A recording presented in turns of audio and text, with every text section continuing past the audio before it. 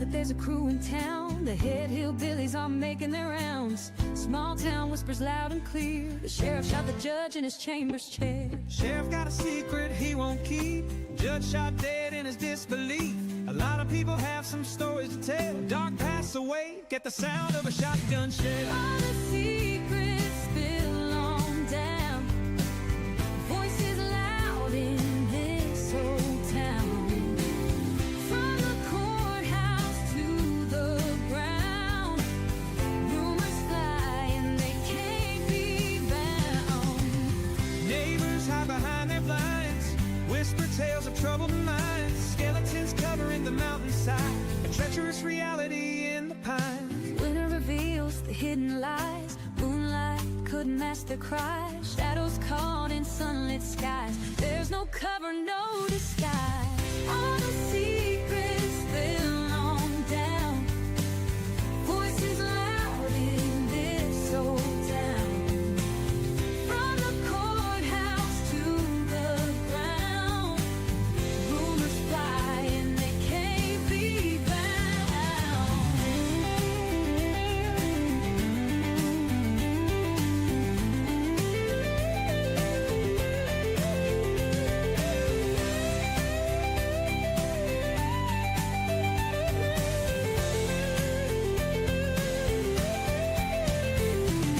Winter reveals the hidden lie. Moonlight could mask their cries. Shadows caught in sunlit skies. There's no cover, no disguise. all the secrets spill on down. Voices loud in this old town. From the courthouse to the ground, rumors fly and they can't be bound.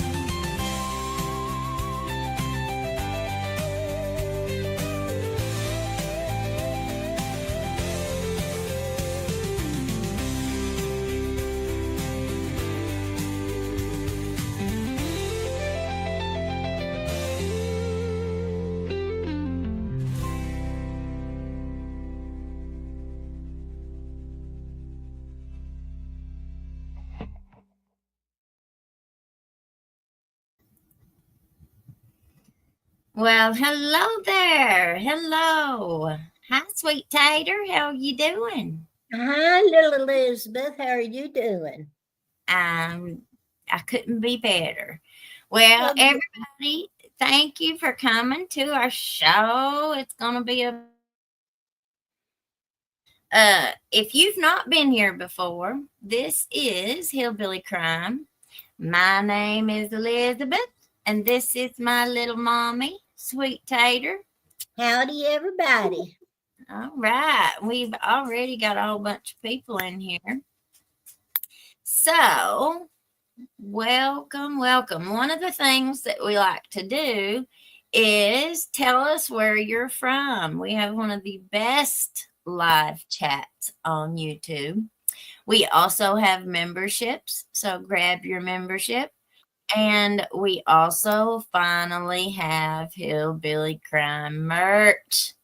I'm so excited. So you can always grab it in one of the links. You can go to the home page, and we've got a ton of links there. You can get to the shop that way. And you can always support the channel. Support your independent creators and journalists. It's very important. We cannot do this without your support. Absolutely. All right. So today was kind of a big day. Mommy, did you see the newspaper? You mean about the one where the guy went down to the jail to visit his woman? Yeah. Okay. I didn't know if you'd seen it or not. Well, I had trouble reading it. I couldn't hardly get it big enough, but finally I did. And I thought it was rather humorous, to tell you the truth. Well, we're going to read it here in a minute. So one of the things that one of the cases that we follow pretty heavily on this channel is the sheriff that unalived the judge. We also live here in Letcher County, so we knew both of these men. Me and Mommy both did. Everybody in this county knows each other, just about it, especially if you're in a position like both of those held. You pretty much know or come into contact with everybody at some point in time. Let's see who all's here. We got Leanne. Hello, honey. Buggy's here. Buggy's here. Glad you guys are here.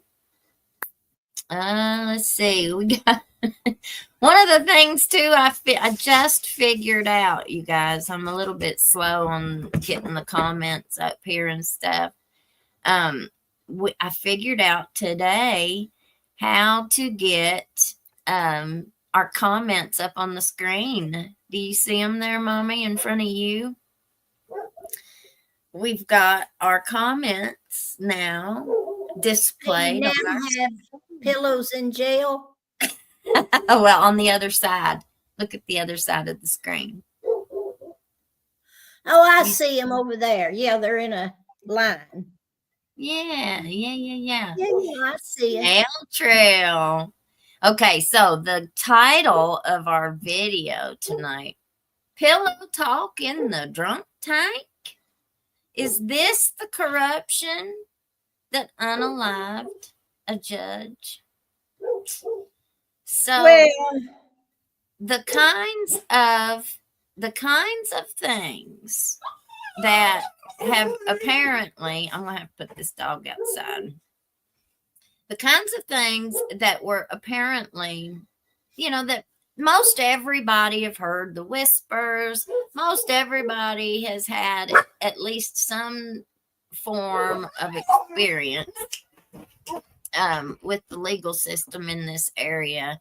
And a lot of people have felt, an unfair or an unjust outcome or experience. Now, one of the things throughout all of these cases and all of these stories, I think something has really gotten lost here. And I think it's the jail. I think the jail has not had much conversation about it. What do you think about that, Mom? well, I don't know much about the jail. The only thing that I know about the jail is they take those guys out and let them work outside, and they take pictures of it and they post it. And they're doing the women this year, and I think that's a good thing.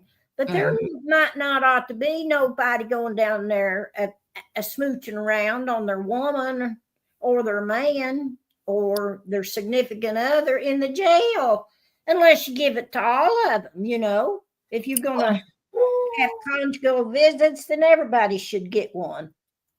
Well, listen, I'll be the very first one that will give credit where credit is due.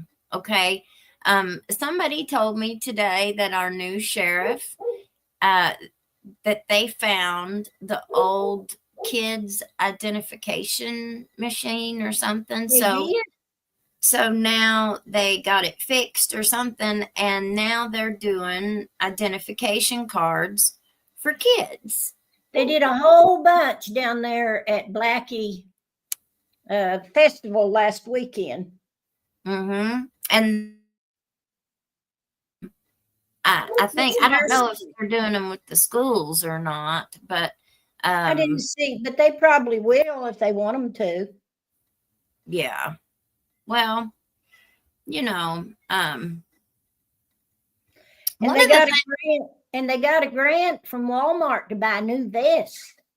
Yeah. And I think that the way that the sheriff's departments work down there is that every time a new administration or a new sheriff takes over, or maybe it's an election when one gets newly elected, and I'm not sure when one kind of is appointed to replace somebody, but didn't he get elected right after that too, or is he still in his appointed I think he's going to run this. I don't know when they're running, but they're running soon, and he's going to run. I kind of like him. They have to start over like it's first at scratch. They have to start at like zero, and they have to do like their own fundraising and stuff, and fund their own office, which a lot of sheriffs in the past have gotten in trouble, not being able to really do that. One of the things that I think is important to say, I got a few things I want to say. This isn't about tearing people down. This is about lifting the curtain, okay? When public trust breaks down, it's not because someone reported the misconduct. It's because the misconduct happened in the first place. You know, I don't want chaos. I want change. And that's what we all should want, especially when, we have heard and seen so many instances of misconduct, Now,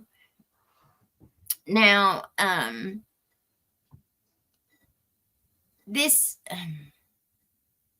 isn't just about one prosecutor or one judge or one police officer. It's about a system that allows this behavior to flourish. It's about the women who were passed over for jobs. It's about the victims who feel they're not taken seriously. It's about the good officers and public servants who are afraid to even speak up themselves because they know what happens to whistleblowers here. In today's Speak Your Piece in one of the local newspapers, someone wrote a comment, and I think I got to thinking about that too, and I thought, now how is that any different than our show? They have a whole section in a local newspaper that people can call in. They can leave a message on an answering machine with a voice message. They can send an email. They can, and they don't have to tell their name. They're doing it anonymously. And then the newspaper prints these comments in that section of the newspaper anonymously. There's no names with it. I'm going to have to put this dog outside. Give me just a second, y'all. I'm sorry. Well, the Speak Your Piece has always been a legend in Letcher County. I don't know how many years it's been going on, but they called it the Screaming Eagle, the newspaper, and it came as a newspaper that was, publishing corruption and that kind of thing, and they were interested in equality, as in racial things, and equality as in people things, just ordinary people. So it's always been, Speak Your Piece has always been sort of known far and wide as someplace where you could write. And of course, there's some screening that goes on. They're not going to print anything vulgar. No, they don't. And they pick and choose a lot too. They do. And that Jim Webb, that was a good friend of mine. He was a local person that helped get that radio station going. He had a show, and he always read Speak Your Piece on his show, riding around listening to the radio. Oh yeah, there've been a whole lot of people who have read the article or the comments, and especially I started to read it when we first started hillbilly crime. But we kind of moved on from it. There's so much political stuff in there that's like party Politics. politics, and I just don't get into all of that at all, hardly. Now, one of our hillbillies had sent me this, and honey, I am so sorry. He sent me this a long time ago, and I meant to read it on the show, and I just got overwhelmed with so much stuff and completely slipped my mind. I'm sorry, sweetheart. All right. Now, firestorm of truth, corruption, and unforgiving verse by Thad Cornett. Letter to the betrayed.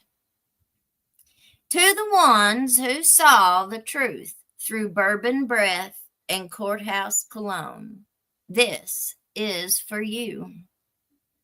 To those buried by whispers, mocked for standing, silenced for remembering, this is your vengeance in verse. I don't come to beg justice, I come to drag it by the throat. Hollow justice. This town wears silence like a crown, crooked smiles in courtrooms drown. Truth walks alleys, barefoot, bruised, while power's hands stay well perfumed. Gavels fall like thunder's bluff, but behind the row, just cowards' cuffs. Laws are ink on paper thin.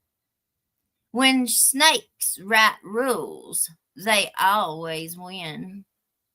But somewhere deep in midnight's hume, a voice like yours begin to drum. No badge, no bench, no rusted chain can hold the storm you keep restrained, crowned in rust. They ride in trucks with flags like lies, smirking under coal-choked skies. Behind a badge, behind a bench, they sell your rights for poker chips and stench. Whiskey breath and courthouse keys, secrets buried beneath magnolia trees. Preacher shakes the sheriff's hand while bodies vanish in the land. They built this town on silence, shame, then branded rebels with the blame. But you're not made to kneel. You're still wrapped in skin that feels. So speak in fire, carve your name. Let every echo curse their game.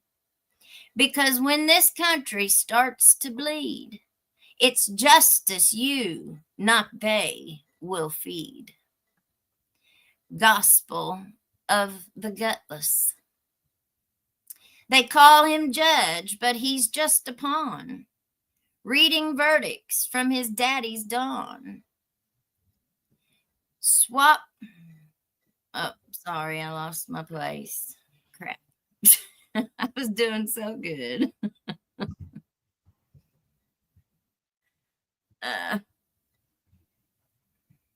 Swaps justice for a round of golf, while victims rot in silence soft. Sheriff smiles, chest puffed proud, hides his fear in a flannel shroud. He don't chase wolves, he feeds their pack. Just don't you dare talk back. Clerks with lips that kiss the ring, signing lies like wedding things. One hand takes your vote with grace, the other erases it, no trace. And the preacher, oh, that golden voice, preaches truth but sells you choice. As long as sinners pay in tithes, he'll bless the rapist and damn the wise. The rot beneath. The mayor grins in Sunday pews while meth smoke curls behind the news. Kids go missing, no one screams. Just count the hush between the screams. They pave the roads with funeral funds, buy silence with the country's crumbs. Elections rigged with whiskey nods, the devil's name inked under God's. The courthouse cracks from blood and bribe, but they just paint it white and lie. Nothing's wrong, the sheriff hums, as battered wives pack up their young. There's no law here, just legacy of deals carved out in jealousy. The good grow quiet, the hold get caged, the bold get caged, and those in power sweetly aged. But here you are, unchained, unbent, your voice a blade they can't prevent. You're not their pawn, not one of theirs. You're the reckoning in county prayers. Psalm of the unclean. They toast to power dressed in shame, wearing crosses like it's just a game. One hand holds the book of lies, the other wipes the blood that dries. They ain't holy, just well hidden, backroom sins publicly forgiven. Sanctified by kin and creed, while justice chokes on poisoned seed. The clerk counts cash with trembling hands. She knows the names, she knows the plans. Each document a death, delayed. Each notarized, betrayed, paid. The sheriff sleeps in rented trust, his badge now dulled by rotten rust. The rapist walks, the victim pleads. He shrugs, already planting seeds. But the fire's lit and smoke will rise, no matter how they stitch their lies. 'Cause truth don't die, it waits, it learns, and when it strikes, it never burns alone. And that's it. I think that is really, really good. I think it's kind What of do you clever. think, Mom? It's clever, very Oh, I clever. think- Sounds like a real poet may have written it. You know what I'm saying? Somebody that's good at that kind of thing. Yeah. I mean, it's not easy to write poetry like that because you've got to get the right words and all that stuff. So I'm sort of glitching a little bit. Well, I think that was really, really good. And that is one of our hillbillies that wrote that. Let's see. What do you all think about it? Was it good? Let me look at my camera and see if it's glitching on the phone. It's not glitching on the phone as bad as what it is here up on mine. Yeah, it is too. I don't know what's going on with it, y'all. Well, that was absolutely beautiful. I loved it. And so let me grab this speak your piece art comment. Okay, and it was the very first one in the section, which was kind of surprising. It says, yes, I am calling about the law enforcement officer we have in this county, whose girlfriend, who is now in jail, Word is they just fired a deputy at the jail for allowing the cop to come in and have a conjugal visit with the said girlfriend in the jail. Did we not just go through this type of thing not long ago with another deputy? Are deputies not being trained and controlled like they should be? Well, what do you think about that, Zelmy? Well, I don't know if it's the trend for jails to have conjugal visits. That might be a good idea, but can you imagine what a job it'd be to keep track of them? Where would they go? You know what I'm saying? Do you have a conjugal visit room? Who changes the sheets? I mean, I don't know, but just because it's your friend, you shouldn't be allowing them to go in there and do whatever it is they do at a conjugal visit. I'm not sure what they do, but I got an idea. Well, okay. But he got fired, so it says. Yeah. But we don't know that that's true, do we? Yes. Well, I don't. Okay. When this is over. Love you. Bye. Sorry, my kid. Well, I did some digging and I think I found out who it all is, but I won't say no names on here because, you know, we just don't know yet. It hasn't been released, but it supposedly was a police officer from one of these little towns right here. And his wife was allegedly in there on some rug charges. And you know, the person who I think was fired was actually the jail guard. It was the deputy at the jail for letting. Mm-hmm. Well, and so let's just remember here, we got Ben Fields, who was the court bailiff, who was Judge Mullins's bailiff, who pled guilty to sexually abusing these women. Now, in the civil lawsuit, all of these women, all three of them, I'm pretty sure, I know at least the two did. They said that they found out about it before, while they were in jail. They had heard the rumors that if all you had to do was mess with old Ben and, you know, you could get away with a lot and get help on your house arrest fees and stuff.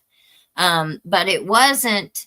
Now, they had heard the rumors. So if they had heard the rumors, you know, before they ever were approached by him, then that means he was doing it with other people before that, right? These three that they caught him with were not the first ones.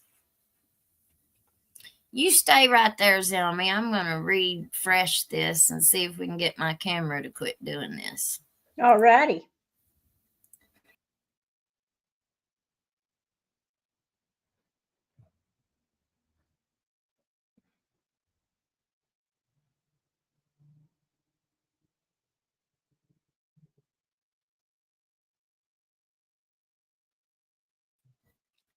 All right. I think Did it worked. Did it work? Yes, I think so. So there we have, we know that if they heard the rumors before they ever messed with him, then that means this was going on beforehand. Remember one of my other sources as well.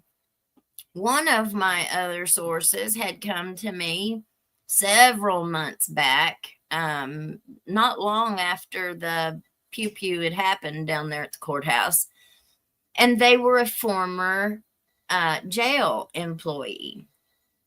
They had not worked there in several years. It was back before even Don McCall became jailer. So it was before Don even.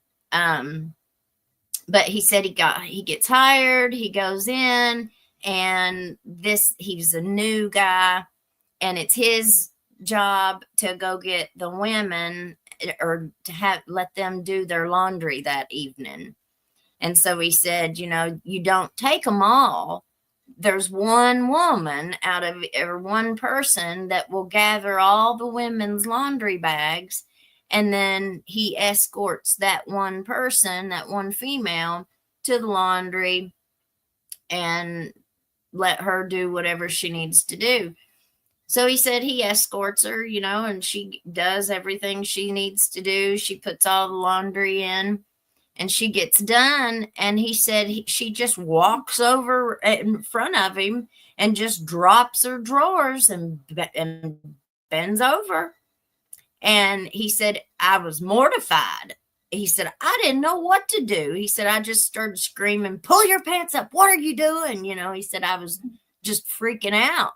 And he said, she looked at him all confused, like, what's your deal? This is the laundry detail, like, I'm just wait until it's over with. It was kind of her attitude about it. And she was shocked that he wasn't going to participate in that. And I said, well, did you tell anybody?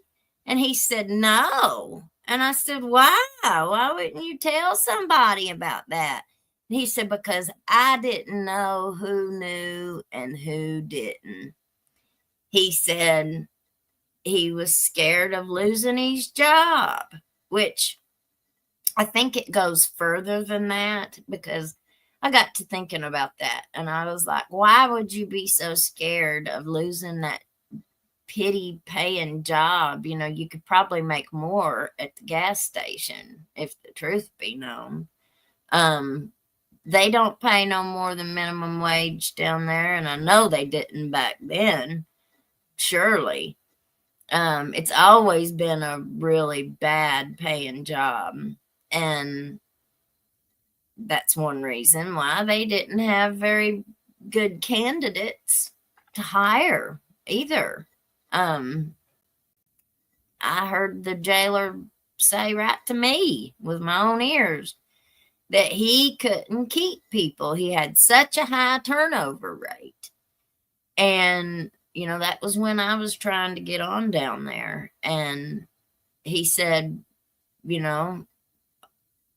I'm lucky to get candidates that can even read or write, barely graduated high school. And I was like,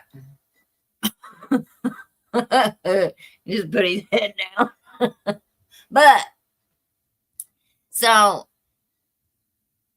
yeah, it made me wonder, why would you worry so much about losing that kind of a job? That's not a very good paying job. It's the social aspect of it. If you was to say anything, you'd be isolated. You'd become a target yourself. I'm sure that would add another layer of fear upon them. We've heard rumors about the judge's chambers for years and years and years. And I don't think that it just is about the sexual misconduct.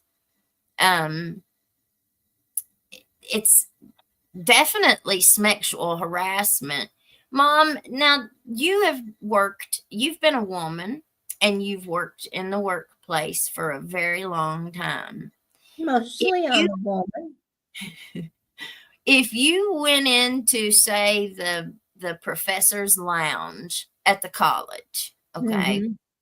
say you went in there and the vice president of the college was in there and he was talking to a couple of the secretaries, say, maybe someone that worked in the financial aid office, and then another one that worked in one of the counseling offices or something. And you heard the vice president in the lounge talking about how he didn't know why he ever married his ex-wife. Oh, yeah, I do, because she was such a freak in bed. She'd do things that nobody else would do. And then you walk in another time and you hear the same guy talking to another young girl that works at the college. And I'm just using this as an example. I'm making this up. And you walk in and you hear him telling this one about the threesomes that him and his girlfriend are having every weekend. And then he's asking her to tell him about her threesome experiences. Would you feel very uncomfortable? And would you think, what you tell me what you would think on? If I went in and there was people in there talking like that, I'd say, I don't want to hear that, because they can't fire you. But see, it's not like that, because I could always report stuff and nobody know I reported it. You know what I'm saying? And I could get on the phone and call somebody, and I could call whoever the personnel person was and say, that's what they're doing in there. You know what I'm saying? So it's not really, you know, I had options of things that I could do, and those people might not have any options, if you know what I mean. Well, what if these kinds of conversations were happening, say, in a judge's chambers or in front of court workers and other female? Well, the judge is kind of like the top of the totem pole, isn't he? There's nobody to report it to. Who would you report it to? Exactly. And I'm just using that as an example. What if it was happening down in City Hall or at the water department? I'm just saying, any of these professional offices, these conversations should not be happening in. No. But the sad thing is that when people get law enforcement jobs, they think that they are beyond the law. I feel that an awful lot of them feel that way. So they think that they can talk that kind of talk. I can't imagine the judge is talking like that. Somebody might come in their office and do some bad talking like that, and they might not be able to do anything about it because they didn't, want to make an enemy out of them. But I don't think intelligent people go around talking like that. Exactly. Intelligent people don't go around talking like that. And, I was really looking for you to comment on sexual harassment in the workplace. Well, do you think that those kinds of things those are sexual harassment kinds of things. And I'm trained every year, because I teach a couple part-time classes about sexual harassment, and people have to take classes. And so, and as far as I'm concerned, every one of those before you could be a policeman, you would have to take a sexual harassment course. Because we have to think, this is an extraordinary amount of power. It's the power. It's an extraordinary amount of responsibility to have these jobs and to be in these positions. And it's very important that people's character be of a certain level. If say somebody is on their 8th wife and they've cheated on every single one that they've ever had, and they've deadbeat dad and just, in debt to their eyeballs and stuff, that to me doesn't scream a responsible, honest, trustworthy person. So if you put them in a position, a professional position where you expect them to do the right thing when nobody's looking, because the majority of their job is there's nobody looking.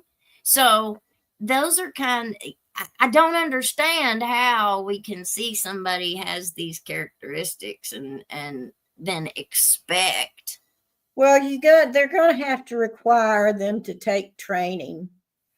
And the fact that they'd have to take training would screen a lot of those people out that you're talking about. They need courses that they could, sit in the office someplace and do it online, just like I have to do it. Mm-hmm. Yeah. And they could be, they could not let them do it at home because they might get somebody else to do it. They let us do ours at home, but it's a little different, Mm-hmm. So I don't know. They just need training. They need to be trained in what is appropriate and what's not appropriate. That man may have thought letting that guy in there, if in fact that happened, was appropriate. His wife's in jail and he's your buddy and he's over here in this other town and he comes down there and they got stuff to talk about. So why not let him in, Well, no, you can't do that. Well, and I've said it before. A lot of these, it's how they're trained.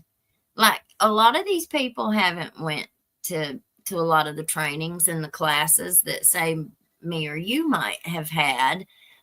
So they're basically trained on the job, or maybe at the By most word of mouth. They're trained by word of mouth of what people did before them. Yeah. Yeah. And to so make any progress in that area, they have to start training.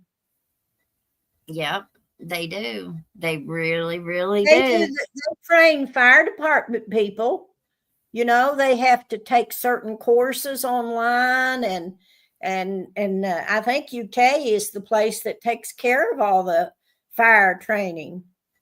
And I know that to be fact because that's what Dougie did. He took care of that fire training. Mm-hmm. Well, the state may have to do official training for police officers. They're going to have to do something. That's all there is to it. And I'll tell you too, they don't realize how by making all of this stuff digital and putting it online with these online trainings, do you know how easy it is to just give your login information to your coworker and let your coworker do your trainings for you? And well, you're going to have to pay them, I reckon. I mean, I'm not going to do somebody else's training. I'm sure they do. I'm sure they would. You cover for each other a whole lot. I've seen it happen. So, and in a lot of different industries, it happens because it's so easy to do. We're gonna do a show on this one case too. There was this police officer. He was part of all different kinds of units and task forces, and he was but he was a cop's cop and just Rambo, okay? Well, he was also a preacher. He had a church. He preached at a church every Sunday morning. And one of his things that he preached on was righteous release. That as a police officer, they have what he called a righteous release of whenever they had to use a show of force.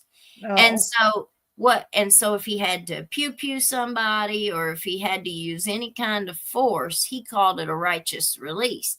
And he ended up pewing this little black boy in the back, and he unalived him. And the kid wasn't doing nothing but walking into his own back door.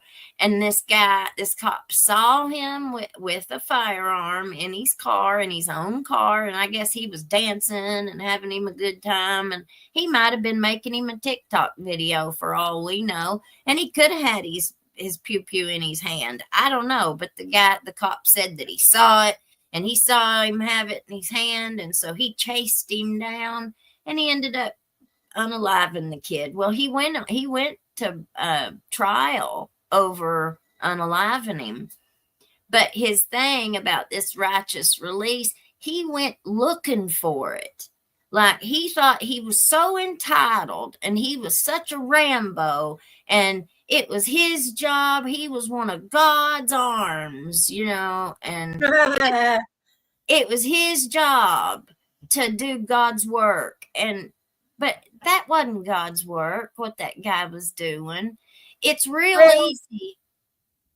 It's real easy for us to be able to talk ourselves into and be able to. Anytime that somebody is shot, at that very moment, whoever did the pew-pewing or whatever I'm supposed to call it needs to be given a desk job, and there needs to be an investigation into it. Anytime somebody pulls their revolver out of their holster, it needs to be documented and investigated in terms of that kind of a thing. And even when they tase somebody, as soon as they tase somebody, then they need to be set on a desk someplace until there's an investigation as to why they did it. Oh, And yeah. was it justified? Because, it's the way they do it in Europe. If they shoot somebody, a cop shoots somebody. Marjan says, I have grown up in Kentucky and in Frankfort, where Kentucky State Police troopers are based out of. There are good cops, but not everyone is great. The problem is the ones who are not good. Well, I just think there's far too many that are not good. There are. And I use this analogy a lot. It's like a rotten apple in a bag of apples. When you've got that rotten apple in there and it touches the rest of them, everywhere those good apples touch that rotten one, they start getting infected. That's right. It has to be controlled. I think the state does control their troopers a lot closer than just town officials. Yeah, I think so too. But I think that it's the culture. I think it's a cultural issue that we're facing. So I think that they have to be trained. The state troopers have to go for training probably every year. We also have to look at how women seem to be objectified. Not just objectified, but they also, there's two issues that I have here. Women aren't really welcome in that good old boy circle. So whether it's the police departments, whether it's the prosecutor's office, we don't have any women working there. Now, we have female attorneys. We have two that I know of that I haven't heard anything about neither of them getting the opportunity to work down at the prosecutor's office. And there have been several times that it's been understaffed. And it seems to me like they'd rather it be understaffed than have a woman on their team. The only woman that I do know that works down there in that capacity works in child support cases. And that's because child support, I guess they probably see that as a woman's job. But as an assistant prosecutor, you don't see none of these women getting the jobs.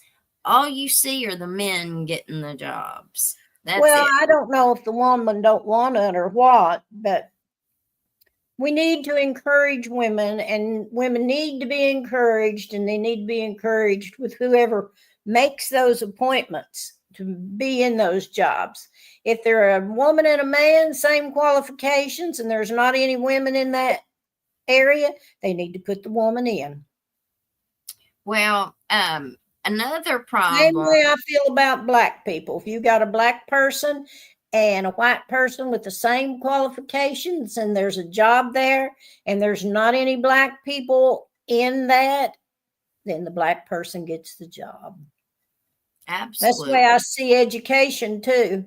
See, we didn't do that where I worked in education, but they had other ways that they would sting your toes if you didn't keep that, because that's called something else when you do that kind of hiring, because you want a black person in that role.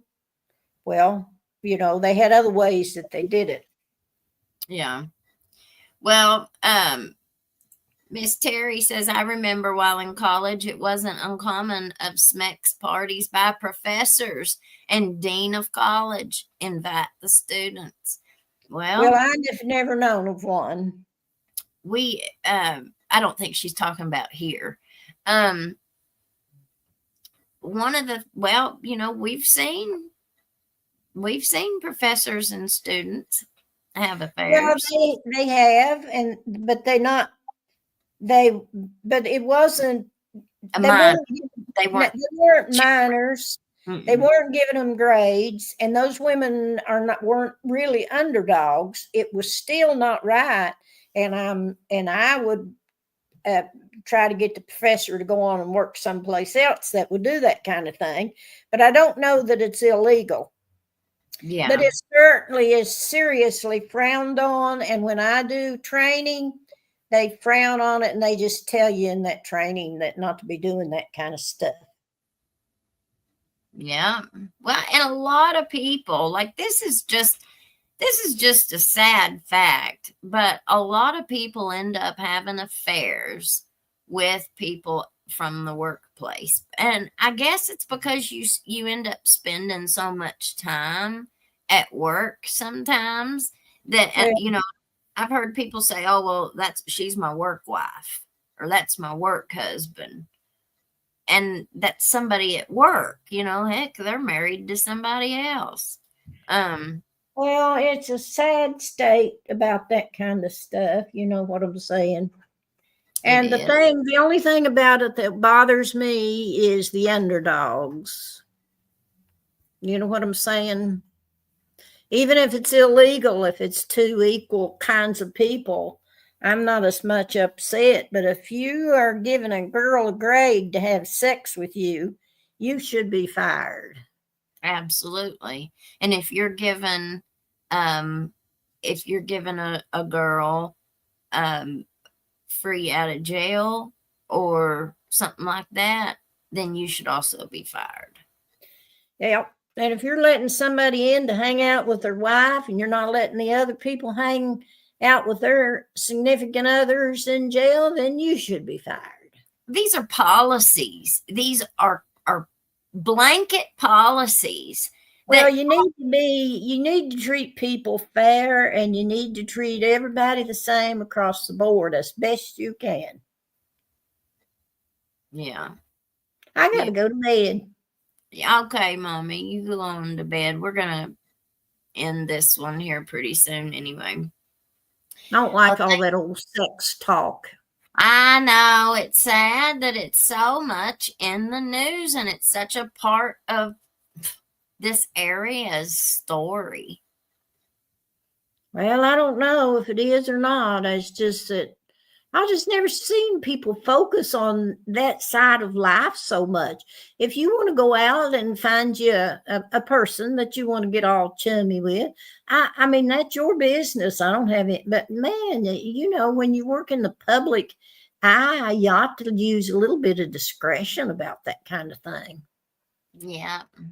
Well, y'all have a good night. I'm going to go sing some religious songs and get my religion for the day. My eyes are going shut. Look at them. I know, Mommy. I love you. I'll talk to you tomorrow. Okay, bye. Bye. Don't let the bed bugs bite. She's right. I've never seen so many people focus so much on having a big libido either. When you go to a ball game and the dad is sitting in the chair with his new girlfriend all in his lap, and just hanging all over each other. And that's like the biggest movie at the ball game. Everybody leaves that ball game being like, oh my God, did you see that? Calling all the friends, did you see them at the ball game? Can you believe that they were doing that? Like, grow up. You're, number one, you're too old to be behaving that way.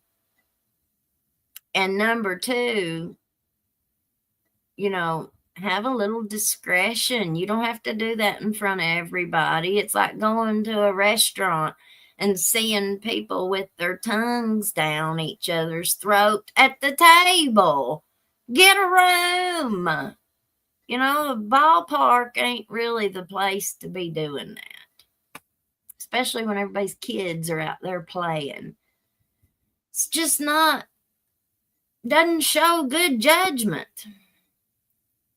It don't. But yet this is who we think that we should give such big, important decision-making ability to. Okay. That makes a lot of sense. Miss Wanda, I used to work in a school system, and I even caught teachers having that thing in their classroom with other employees. We are seeing that so much now these days in the school systems. And used to, I think we saw a lot more men teachers. But now you're seeing a lot of women teachers, and we've had that.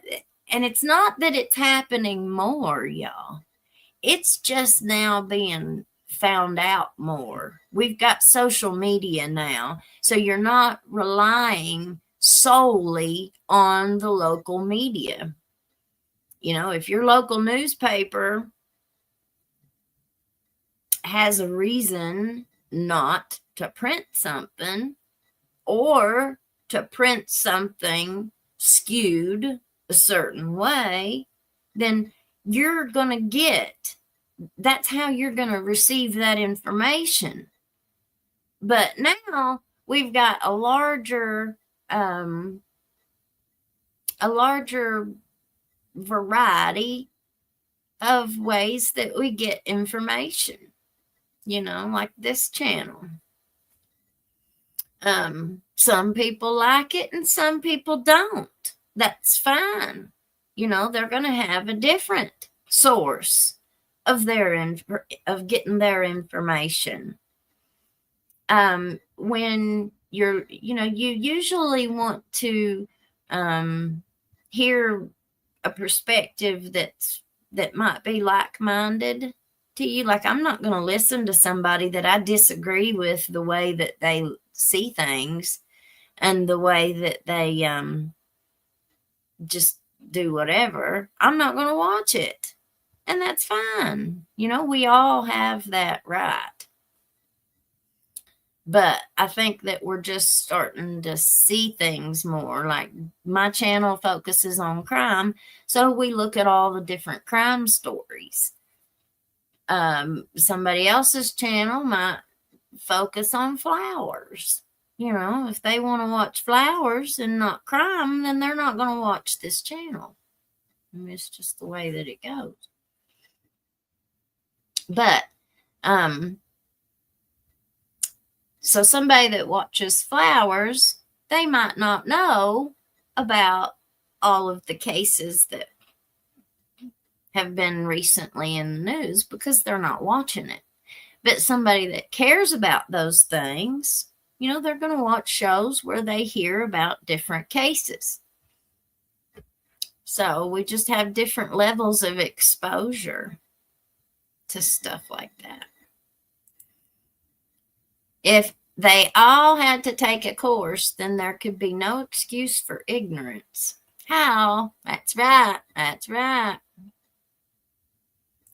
Sunny days, 55. This is what I was trying to say to Mom. I should clarify, they have employees do their training on their behalf. I saw a lot of it. I mean, I've seen a lot of it at different jobs that I've been at. They could get their boyfriend or their girlfriend to do it for them. It's just it's a training that all they have to do is just sit down, and the training all comes up in front of them. So whoever sits down in front of it, if they have a lick of sense, they can read and answer the questions at the end. It's not something that only they would have the knowledge over. So only they could really do the training. Anybody could do it that could follow directions from the beginning to the end.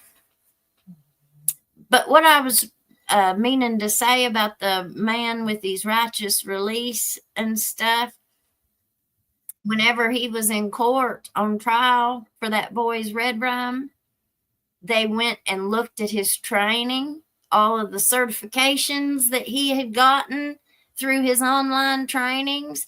And the one that they were most interested in, he had completed it in like 1 minute and 30 seconds, which means he already had the answers when he sat down to take the test.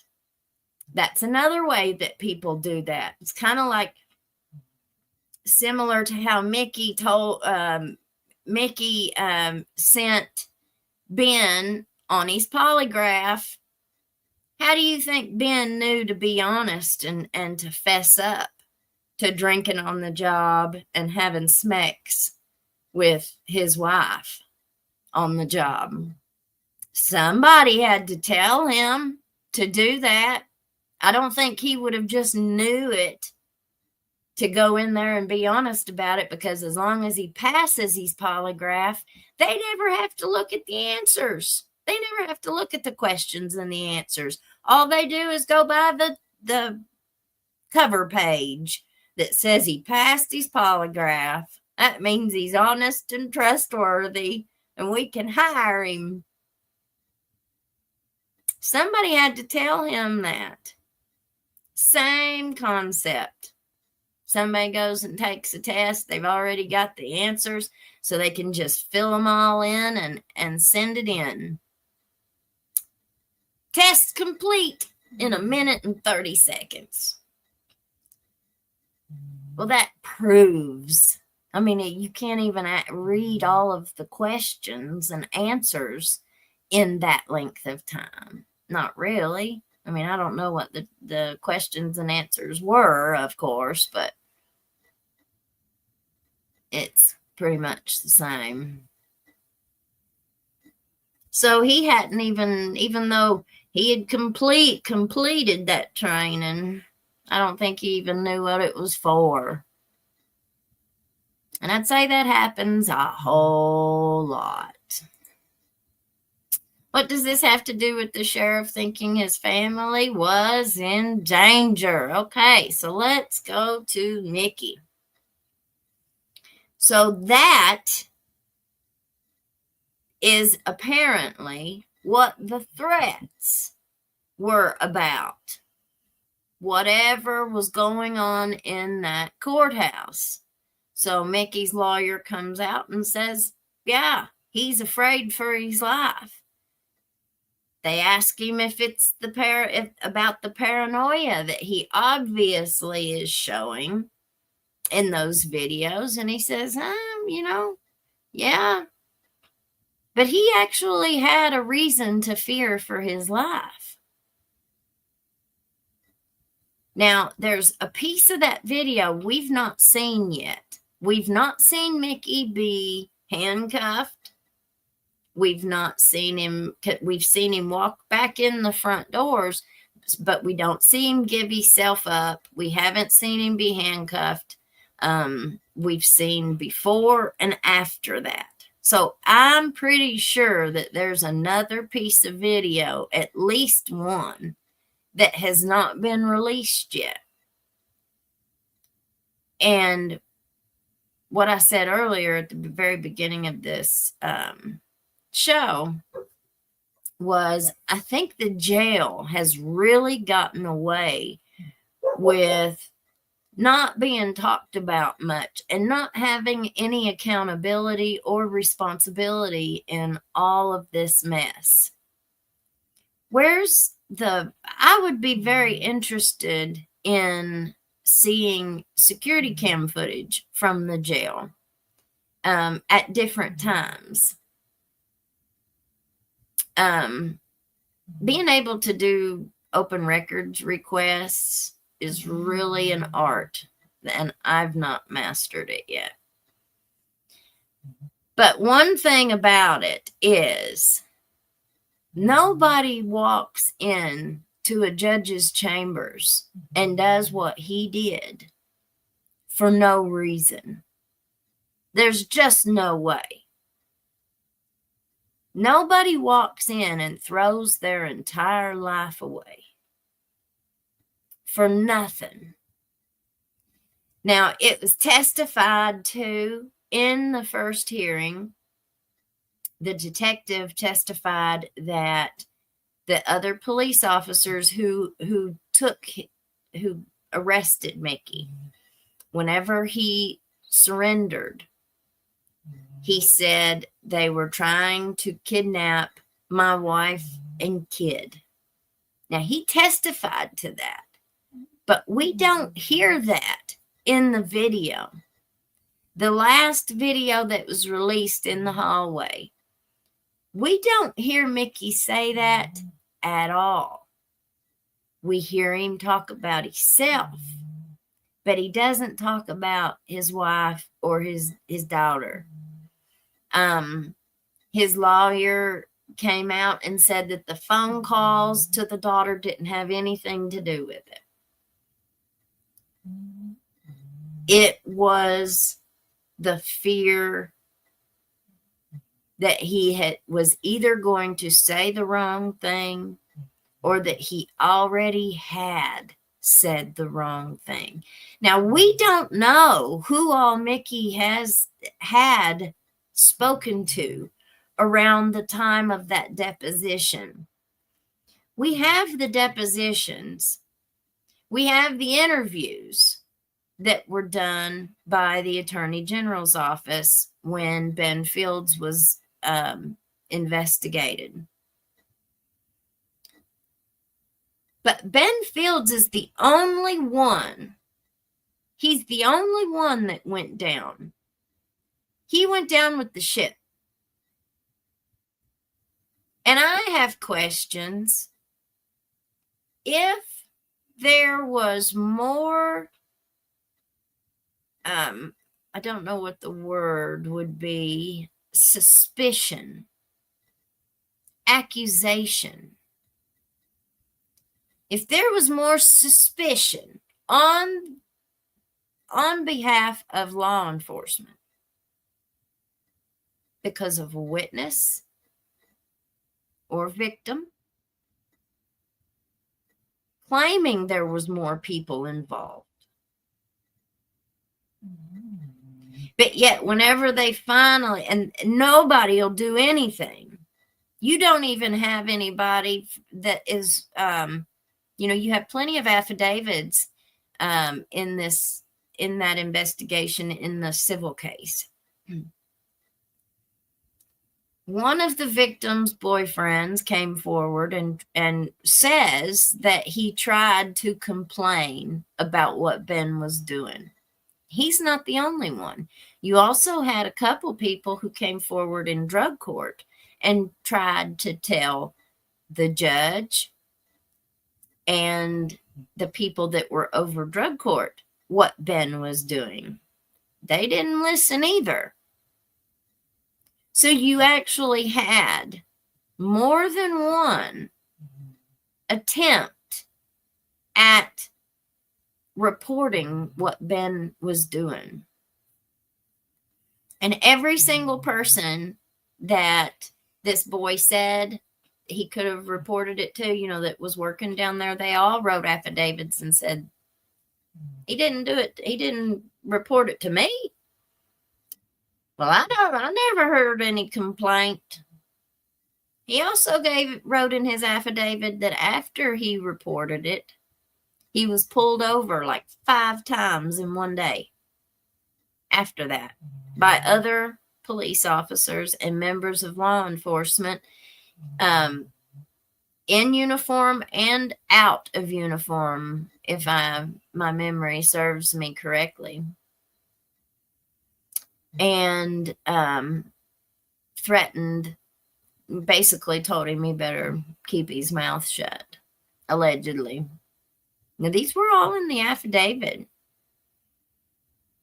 We have all these documents.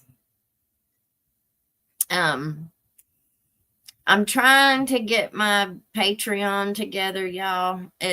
I've not been able to get on there in a long time. And all of these documents that I've got will go up on my Patreon. I've got a few articles up there now that have the depositions. I think we've got Mickey. We've got one of Mickey and his deposition. We've got one up of Patty and her deposition. And I've got another one up with their deposition. So any of you all can go to my Patreon and look at any of those documents that you want to look at on your own as well, on your own time, whenever you want to.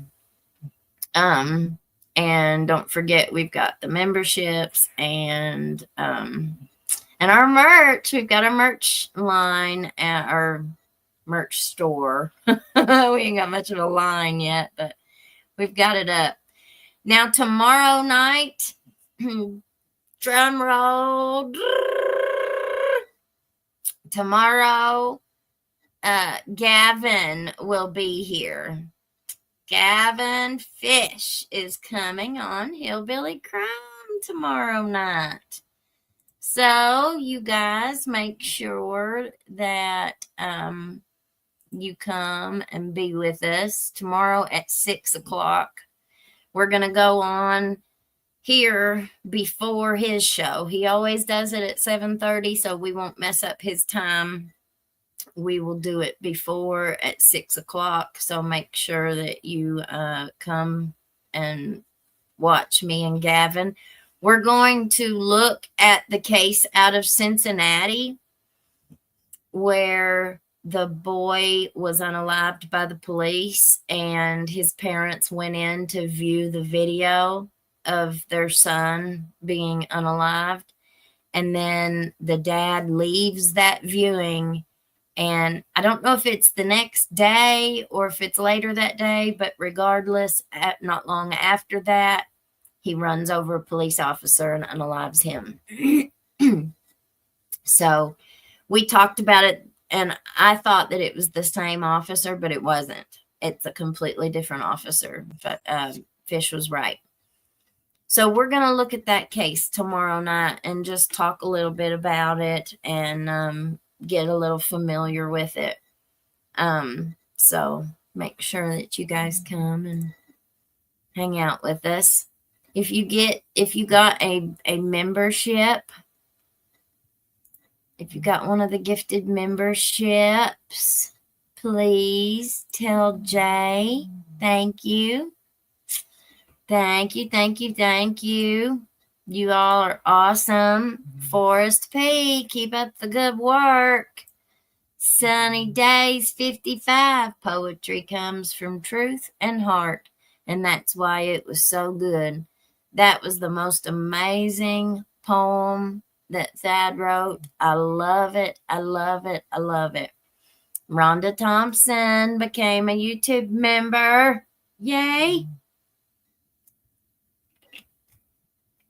Teton Climber. Hit the like button. 526 watching and 250 likes. Y'all hit that like button for us. It really, really helps this show get out to new viewers who've never seen us. who don't know anything about hillbilly crime. So hit that like button for us, please, and thank you. Jay became a YouTube member and gifted 5 memberships. Thank you, thank you, thank you. Raymond Fugit, our sheriff's brother, was playing with himself in a park. The sheriff stopped all information and demanded all the sheriff to give special treatment. Well, you know, can you tell us about the rumors at the high school? Not the people, just the topic of the rumors, no names. Well, if what the lawyer said was true, then those rumors ain't got a thing to do with none of it. So we just won't even go there. Mickey liked Judge Woods. Yes, he claimed that Judge Woods was the closest thing he had to a father figure. So they were very close, from what I understand. Do you know if the corruption was going on when Judge Woods was there, or did it start when Judge Mullins took office? Oh, no, Miss Tammy. I reckon this corruption goes back longer and farther back than Judge Woods. Before Judge Woods, I'm not sure, because there's 2 courts. You've got circuit court upstairs that deals with the felonies, and you've got district court downstairs that deals with all the misdemeanors. And from what I understand, it's been a good old boys club for a very, very long time. Now,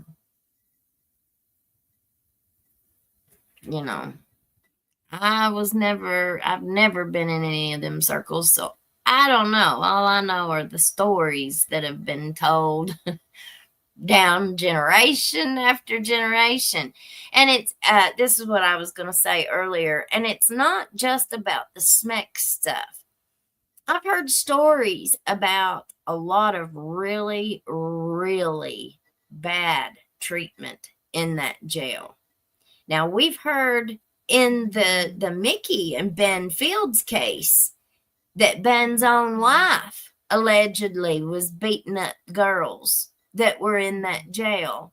One that we heard about in the civil case was alleged to have messed with Ben in whatever sexual manner, and his wife allegedly heard about it somehow, and when the girl was brought into the jail, she got whooped real good. And I heard it by somebody who was in jail at the time, and the girl said that after the girl got beat up real bad, that everything just kind of was fine after that. It was kind of like, allegedly, that I guess she showed who was boss. You know, like break them. Once you break them, then you don't have no problems with them, kind of thing. It's how I took it. Now, I wasn't there, of course, so I don't know. But it's alleged in a civil lawsuit to have happened. So, Angel Brat, 1113. I came across this channel, and he reports it was verified that Mickey was positively told his wife and daughter would be kidnapped and unalived if he didn't do what he was told to do about. You know, and we don't know. We don't know. Mickey's not talking. Mickey is not talking. Now, I've heard he burnt down their playhouse. You got to think, just because you work with somebody doesn't mean you're necessarily friends, right? And that was something that Mickey's lawyer said in that last interview, that they weren't necessarily good friends. See, I had that wrong too. I thought, these people probably they spent vacations together.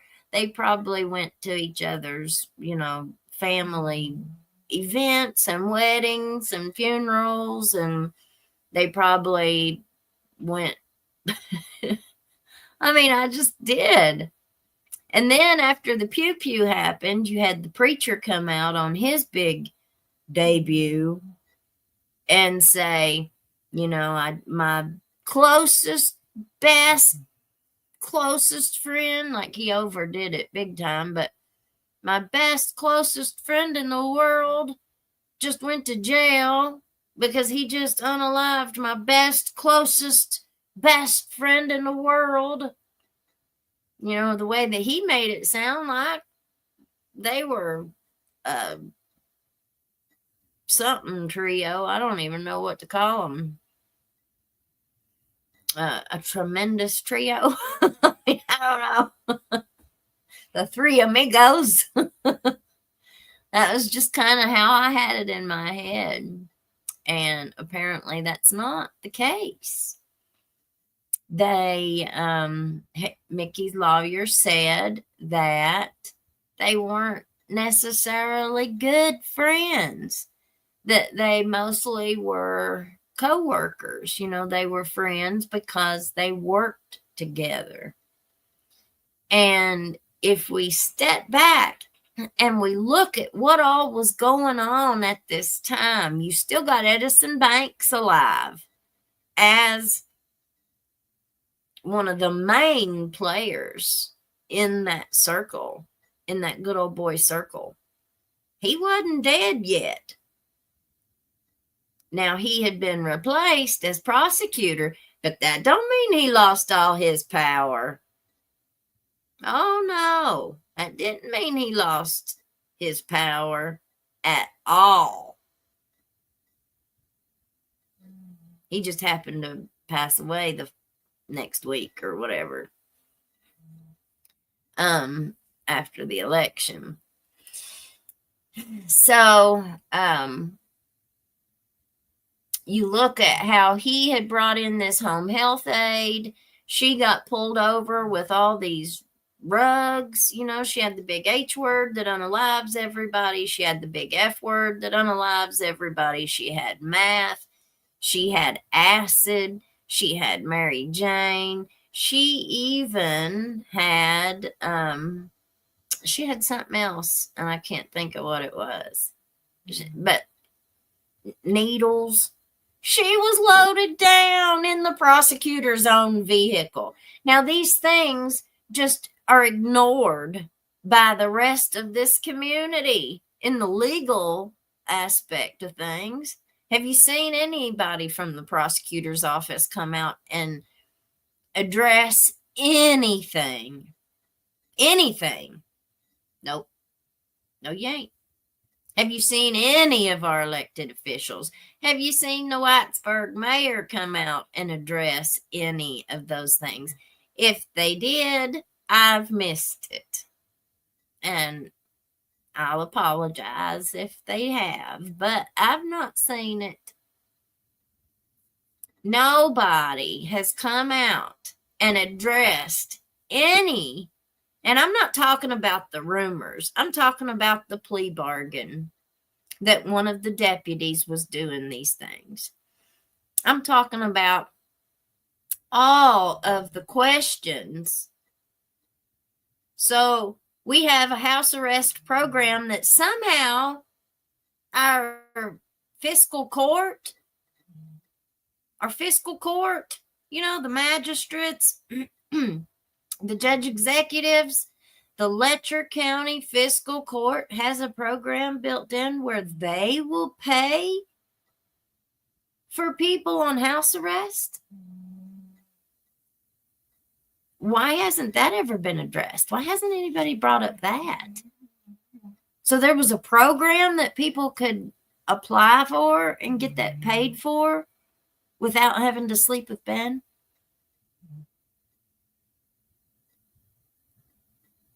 Then you got to also factor in how ARC, the rehab facility, that's the preacher's boss and employer, who just also happens to be the big facility that, as long as they keep bringing in candidates, defendants who are candidates for rehab, we just fill those beds. Let's just fill those beds, fill those beds, fill those beds. As long as we got bodies to put in them beds. That's more funding coming to Letcher County. It's more funding that's going to end up coming to this county for opioid abuse. I don't think opioid abuse is even one of the highest substances that's in this county anymore. Like, most of the people that had problems with that was like my generation, people like me. We've been in treatment for 10 years. Most of us have. It's a methamphetamine problem that we have now that's being cooked up with anything that they can come up with, and a little dash of salt. I mean, it's unbelievable. This stuff is damaging people beyond just going to rehab. I mean, it's just awful. If you would see what this methamphetamine is doing to people, it's just destroying their brain. It's eating them from the inside out.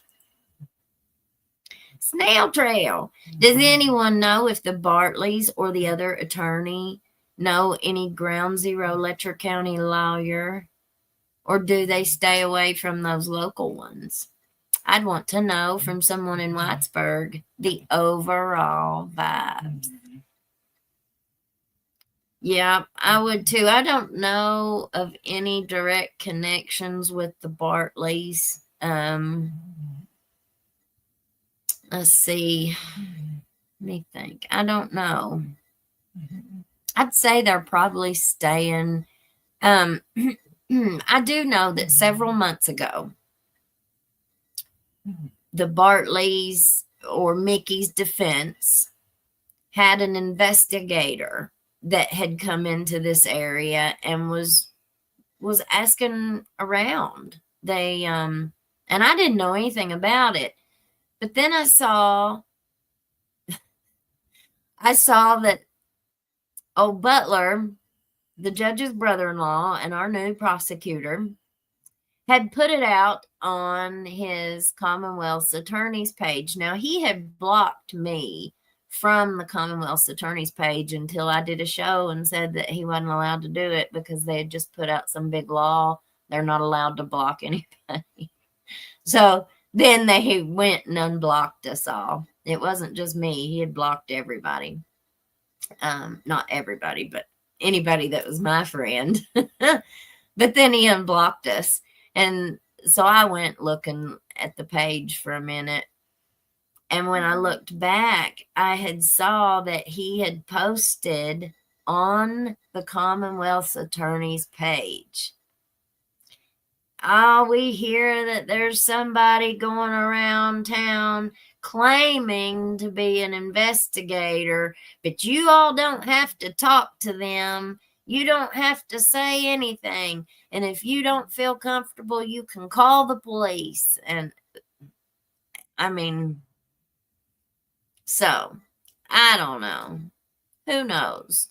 I think that he has put his thumb on the scales of justice in this county ever since it happened. And I think that that is one reason why a lot of people have quit being so vocal about being a Mickey supporter. Right after this happened, you had a huge blind loyalty that just immediately jumped behind Mickey. And as time went on, you saw that lessen the loudness of it, if that's the right way to say it. It lessened. It was more quiet support because of the retaliation. You know, the brother-in-law gets put into a big old position, and immediately everybody starts fearing that they're going to get their probation revoked, they're going to have their parole revoked, they're going to end up in jail if they're on drug court. So now, and he's done proven and shown how far he's willing to go to make anybody pay that says anything about what happened at the courthouse. I think from what I've been able to gather, it seems like right after this incident happened, there was kind of maybe not an official meeting, but people ended up in a lounge area or a smoking room or, you know, something like that, run into each other. And I think that they had a specific way that they were going to frame all of this, and they had a narrative that they were going to push on how to contain all of this. And then my show came kind of front and center, and it kind of blew all that up. And I didn't realize all that because I didn't know all this stuff was going on. No, but I mean, we heard the whispers and the rumors, but nobody knew all of this stuff was going on. Nobody knew there was all this special treatment, and nobody knew that there was actually what I think is sex trafficking. I think that this has been going on for a very long time, and I think it's actually more so like an organized crime network. It's an organized crime syndicate. If you want to look at the way that everything really kind of fits together, it's unbelievable. Unbelievable. And even if there's only 2, 3, or 4 people involved in the heavy, you got a whole bunch that surrounds them that have their blinders on and just refuse. Why? Could that have been where Mickey was? Could that have been what Mickey found himself into? Remember, you know, he couldn't have been very popular with that group that was dealing with all. You got Edison with his girlfriend getting pulled over with all that stuff, or his home health aide, all pulled over with all that stuff. Who was the only person trying to get that case indicted? Who was the only person that was trying to get that case prosecuted? Period. It was Mickey. Mickey was the one that was calling that special prosecutor. Mickey was the one that was being ignored. I'd like to have been a fly on the wall and heard what Edison thought about that. I'd have liked to have been a fly on the wall when he spoke to somebody else about that. Maybe one of the other prosecutors. Maybe one of the other judges. I would have loved to have heard that conversation. How do you think that they treated Mickey when they found out he was trying to push it? I don't know.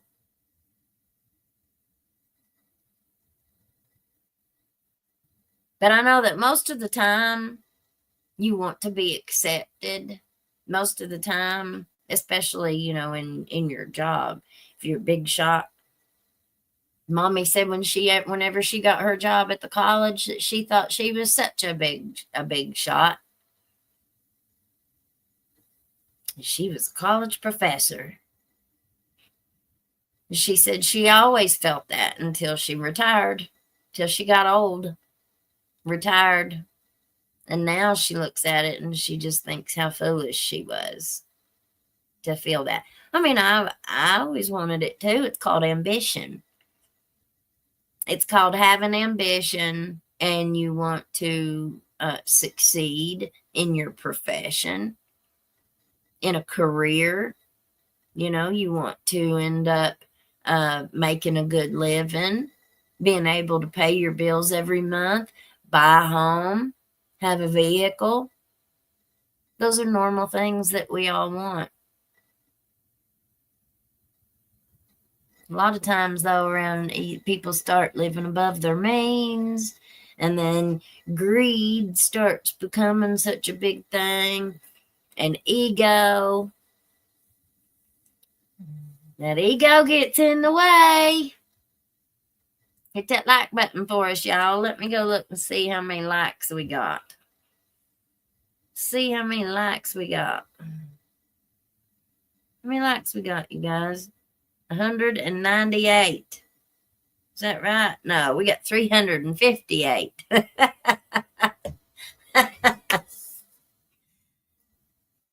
a little DNA on there.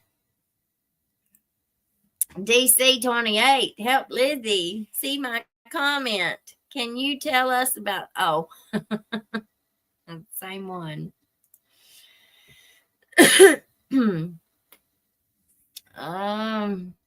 It was the next day. The father was distraught and was detectives. I guess I missed that one.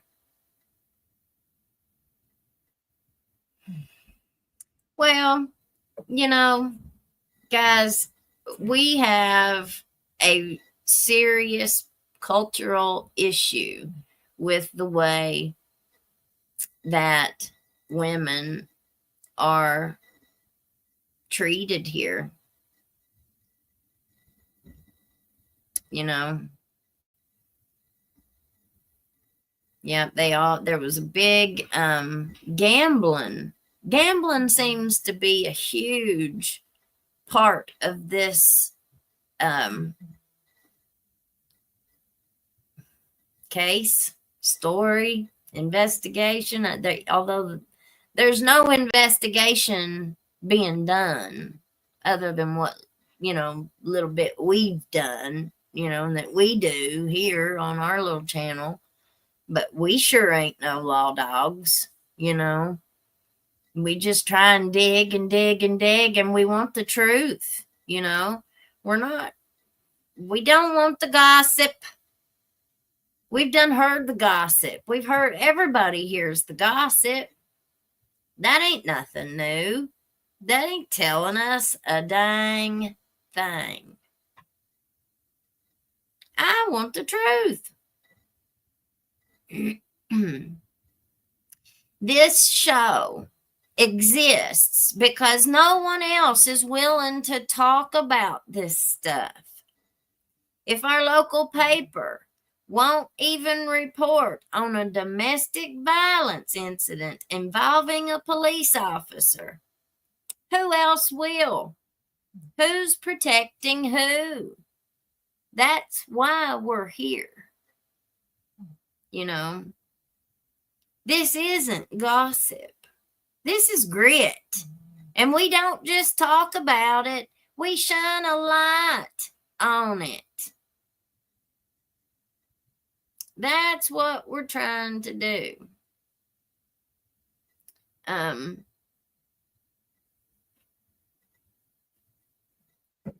Let's see.